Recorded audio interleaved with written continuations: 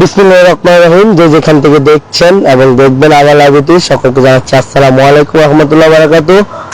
বর্তমানে অবস্থান করছি চট্টগ্রামের গরিবুল্লাহ শাহ মাজার কবরস্থানে। তো এখানে আসার মূল কারণ এবং উদ্দেশ্য দিয়ে আপনাদেরকে বলছি।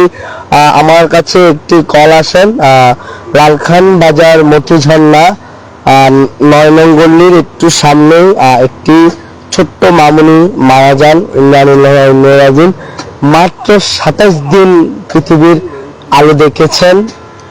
খুব অসুস্থর কারণে মহান আল্লাহ তাআলা ওনার যিনি পৃথিবীতে পাঠিয়েছেন তিনি আবার নিয়ে যান। মহান আল্লাহ তাআলার ডাকে স্মরণ করে উনি চলে যান। তো আজকে আমাদের ছোট্ট মামুনি আয়শার যে কবরটি কার্যক্রম চলছে সম্পূর্ণ আমাদের ছোট্ট মামুনি এবং ছোট্ট বেবি যারাই মারা যাক আমাদের সম্পূর্ণ কবরের দায়িত্ব হচ্ছে যে মোহাম্মদ রাসেলের ছোট ছোট বেবিগুলা যেখানে মারা যাক আমাদের রাসেলের নেতৃত্বে কিন্তু এই কবরগুলো হয়। বড় হলে এটা আমরা আসি, আমাদের টিম লিডার সকলে আছে। আলহামদুলিল্লাহ আজকে রাসেল সম্পূর্ণ দায়িত্ব নিয়ে একটি ছোট্ট মামুনি আয়শার কবর কার্যক্রম চলছে, আপনারা দেখতে পাচ্ছেন। তো আমাদের সাথে কিন্তু মারুফও আসছে আমাদের সাথে সাথে রয়েছে আমি। তো আসলে আমাদের ব্যবসা ফাউন্ডেশনের বিনামূল্য কবরকরণ টিম শুধুমাত্র গরিবুল্লাহ শাহ মাজার নয়, পুরো চট্টগ্রামে যারাই মারা যাক যেখানে মারা যাক ইনশাল্লাহ আমাদেরকে ইনফর্ম করবেন, আমরা সাথে সাথে ওখানে চলে যাব। সম্পূর্ণ বিনামূল্যে আমরা দাফন কার্যক্রম করবো ইনশাল্লাহ। আমি আরেকটা বিষয় আপনাদেরকে অবগত করি, এই যে আমাদের বিনামূল্য ভাষাটা কেন আসে, আমাদের সংগঠনের নাম হচ্ছে বেওয়ারিশ সেবা ফাউন্ডেশন। যারা বেওয়ারিশ তাদেরকে নিয়ে আমরা কার্যক্রমগুলো চালিয়ে যাই।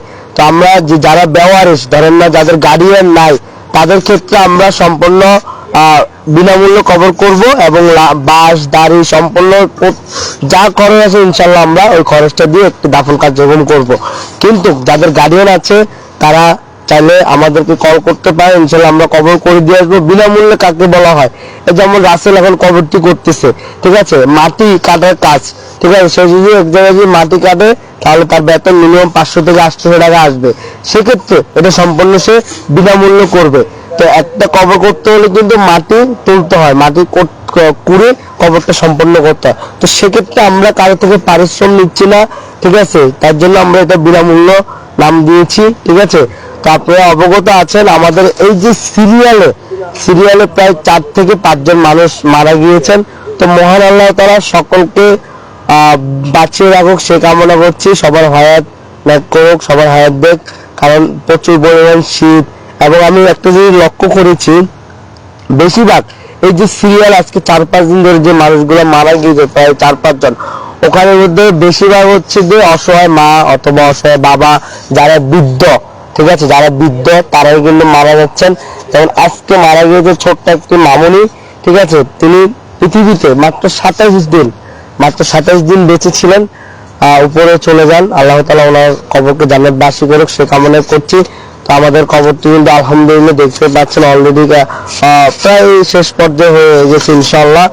তো আমাদের এই যে কবর কমিটি আছে ব্যবসা ফাউন্ডেশনের পক্ষ থেকে বিনামূল্য কবরকরণ টিমের প্রতিষ্ঠাতা হচ্ছে আমাদের জনাব প্রিয় লিডার মানবিক শওকত। আপনারা অবগত আছেন আমাদের শওকত ভাই কিন্তু নোয়াখালী ৫ আসনের পক্ষ থেকে এবং ৫ আসনের নির্বাচনে এমপি পদে দাঁড়িয়েছে কলম মার্কায়। আপনারা যারা নোয়াখালী আছেন আমার ভাইয়ের পাশে দাঁড়াবেন। ৫ আসনের কবিরহাট কোম্পানিগঞ্জ, আপনারা কলম মার্কায় ভোট দিয়ে ভাইকে জয়যুক্ত করবেন ইনশাআল্লাহ। একটা জিনিস মাথায় রাখবেন, আপনারা সবসময় একটা জিনিস মাথায় রাখবেন যে এইটা যে একটা এলাকায় মানুষ নির্বাচনে করে কেন, একজন মানুষকে কেন সে এমপি বানায়, কেন মেয়র বানায়, কেন কাউন্সিলর বানায়, লক্ষ্য একটা এলাকার মানুষজন সেবা পায় অথবা এলাকার রাস্তাঘাট যেন উন্নয়ন হয়, এগুলো। কিন্তু আমাদের মাননীয় পুলিশ শওকত ভাই, আমাদের প্রিয় লিডার শওকত ভাই কিন্তু আগে থেকে সেবা করতে এবং আগে থেকে মানবতা, উনি যে নতুন করে নির্বাচন উপলক্ষে যে উনি মানবিক কাজ করবে এটা আপনাদের ভুল ধারণা, ঠিক আছে।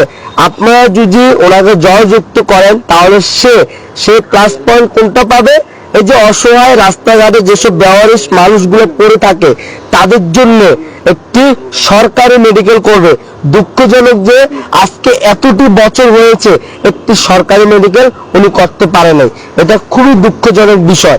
ঠিক আছে, তো আপনারা যদি মাননীয় শওকত ভাই কলম মার্কায় নোয়াখালী 5 আসন কবিরাট কোম্পানিগঞ্জ যে 5 আসন থেকে উনি এমপি পদে দাঁড়িয়েছেন, ইনশাল্লাহ আপনারা নোয়াখালীবাসী যারা আছেন ভাইয়ের পাশে দাঁড়াবেন, ভাইকে জয়যুক্ত করবেন। একটা আসন যদি বিএনপি না পায় কিছু যায় আসে না, একটা আসন যদি জামাত না পায় কিছু যায় আসে না, কিন্তু আমাদের শওকত ভাই যদি পাস করে ইনশাল্লাহ সর্বপ্রথম ভাইয়ের আশা হচ্ছে যে একটি সরকারি বেওয়ারিশ মেডিকেল করবেন। তো বেওয়ারিশ মেডিকেল করলে রাস্তাঘাটে অসহায় মানুষ যেগুলো আপনারা সরাসরি এই মেডিকেলে নিয়ে যাবেন। এখন বর্তমানে একটি মানুষ যদি মারা যায় আপনি তাকিয়ে থাকতে পারবেন, কিছু করতে পারবেন না, ধরতে পারবেন না, কারণ ধরলে মামলা, ধরলে একটা কি বিপজ্জনক। তো সেক্ষেত্রে আমাদের মেডিকেল যদি হয়ে যায় তাহলে ইনশাল্লাহ আপনারা ওখানে নিয়ে যেতে পারবেন, ভাইয়ের পাশে দাঁড়াবেন, শওকত ভাইয়ের পাশে দাঁড়াবেন। ইনশাল্লাহ যদি পাশে দাঁড়াতে না পারেন ভাইকে সাপোর্ট করবেন, ভাইয়ের জন্য দোয়া করবেন। তো আমাদের আলহামদুলিল্লাহ যে ছোট্ট মামুনির খবরটি অলরেডি শেষ পর্যন্ত ইনশাল্লাহ দেখতে পাচ্ছেন। তো আমাদের এই কবরস্থানে আজকে সম্পূর্ণ দায়িত্ব নিয়েছেন মোহাম্মদ রাসেল এবং সাথে রয়েছেন আমার বন্ধু মোহাম্মদ মারুফ। আসলে ওরা রাত দিন 24 ঘন্টা, যে কেউ মারা যাক যেখানে মারা যাক আপনারা যদি একটু কল করেন ওনারা ছুটে চলে যাবে, শুধু মানবতার কাজের জন্য, মানবিক কাজের জন্য, এই পৃথিবীর জন্য কিছু না, শুধু একটু আশা যে উপর আল্লাহর কাছে অনুযায়ী কিছু পাবে। আপনারা সবাই দোয়া করবেন, এই আমাদের কমিটির সবার জন্য দোয়া করবেন এবং ইনশাআল্লাহ আপনাদের দোয়ায় ভালোবাসা এই ধরনের মানবিক কাজগুলো এগিয়ে যাবে।